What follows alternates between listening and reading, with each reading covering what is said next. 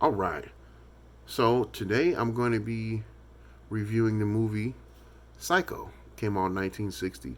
I know it's Christmas time. It's kind of weird to be looking at horror films, but I decided why not. I decided not only would I watch Psycho, I would watch two other movies that are considered, well, another movie that's considered a classic horror film that set a standard, and then I'm gonna for the final I'm gonna pick a newer film that I think should uh, get the crown as the best horror film to date.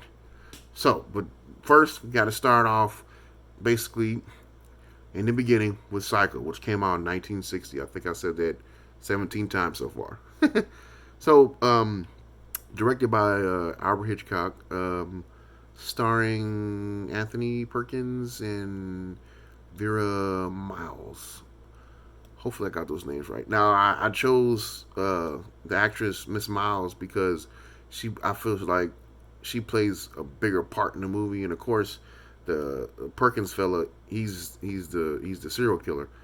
Um, but she plays crazy very well. It's very believable. But anyway, it starts off with uh, a young lady and her lover. Now, for whatever reason, I'm thinking just because it was the times, uh, their relationship was kind of taboo and kind of stalled out, and money's an issue. So, story continues. She goes to work, no big deal. Um, she's given an opportunity. There's no specific number that's needed to solve her lover or her problem. It just so happened that $40,000 presents itself to her, and she's like, "Oh, I'm going to take that." And me being a viewer, I would have never thought that character would do that. I was actually surprised when she decided to do that. I was like, oh, okay, it's getting interesting. But the first thing to kind of get you on the edge of your seat is she runs into her boss as she's leaving town. And it's like, oh no, she told him earlier that she wasn't feeling good, that she was going to go home. But he's like, what are you doing? But wait a minute, what are you doing driving right now at this time? What's going on here? So no big deal. So the story keeps moving along, and she's taking the money and she's decided to drive to her lover. Now, it's actually quite a distance, so she she decides to take a nap on the side of the road. Now, mind you, there's the population is way less, and I don't even think bad stuff really was going to happen to her. It's 1960. I know there's some. First of all, it's a fictional movie.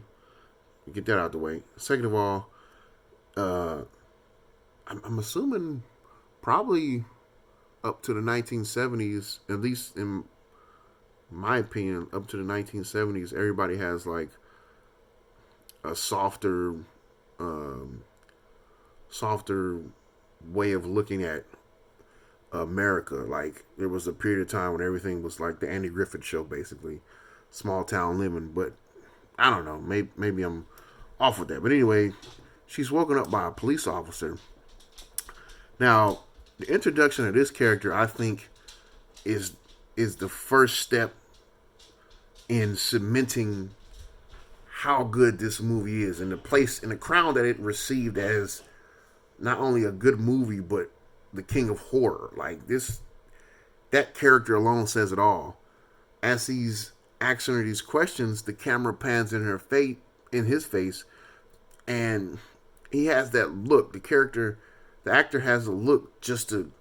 His look alone speaks volumes towards what he's trying to get at when he's questioning her.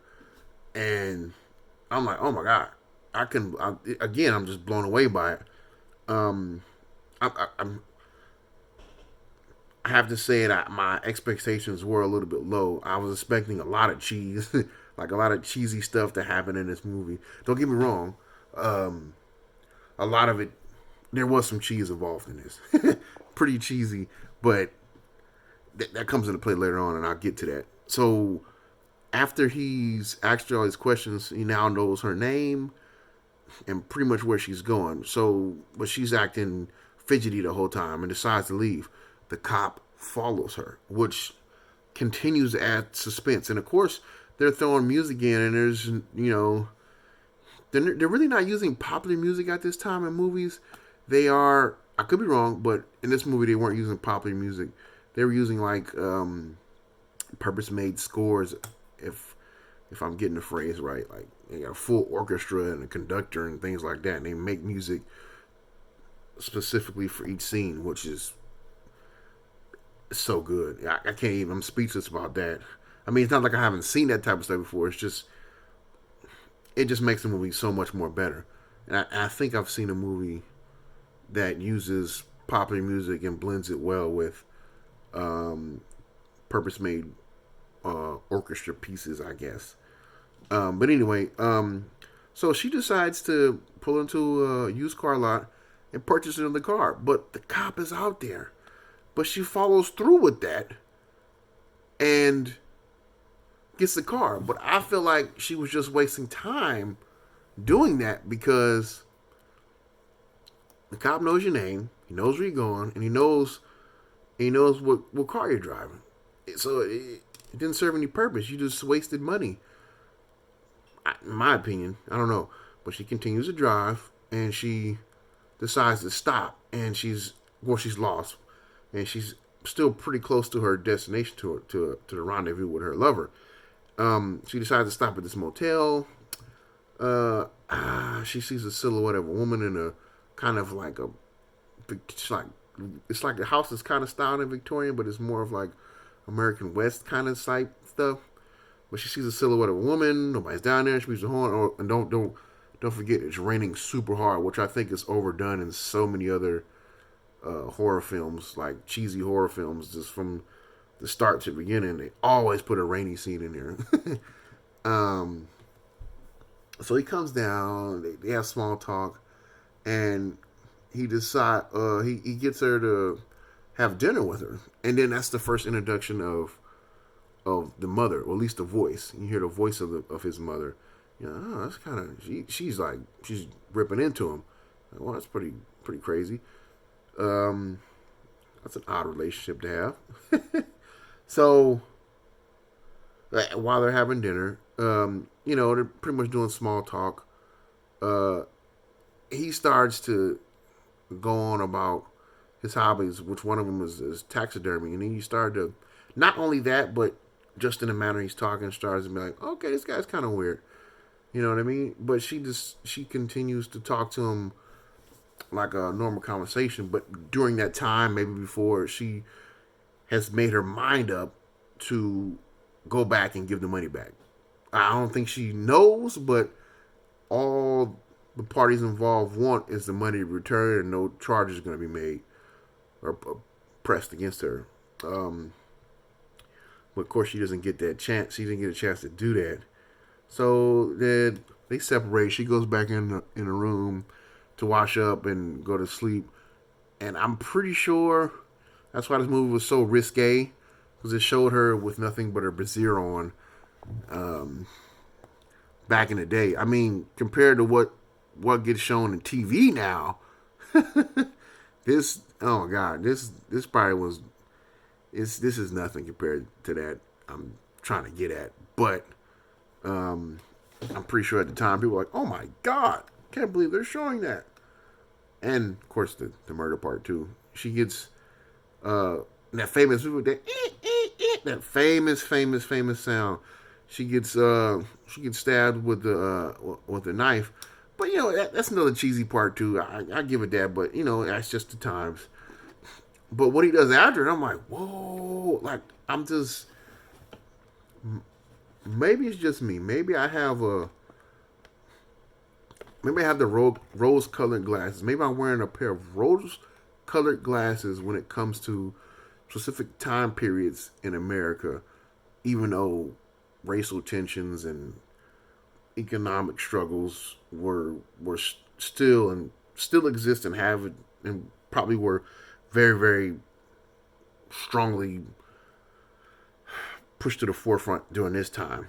That's the best way I could word it. But after he commits the crime, well, we think it's his mother because we see I'm not spoiler. We think it's the mother because we see a wig and a dress.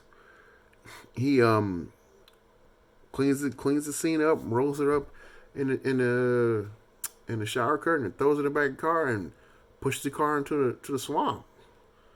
And then people start looking for her, start trying to find her. I won't.